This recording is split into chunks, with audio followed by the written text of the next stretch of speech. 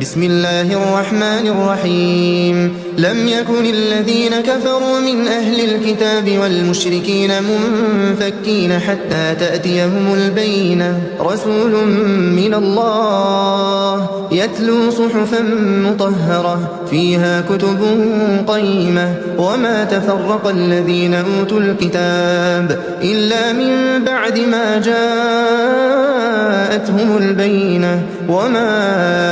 أمروا إلا ليعبدوا الله مخلصين له الدين حنفاء ويقيموا الصلاة ويؤتوا الزكاة وذلك دين القيمة إن الذين كفروا من أهل الكتاب والمشركين في نار جهنم خالدين فيها أولئك هم شر البرية إن الذين آمنوا وعملوا الصالحات أولئك هم خير البرية جزاؤهم عند ربهم جنات عدن تجري من تحتها الأنهار خالدين فيها أبدا رضي الله عنهم ورضوا عنه ذلك لمن خشي ربه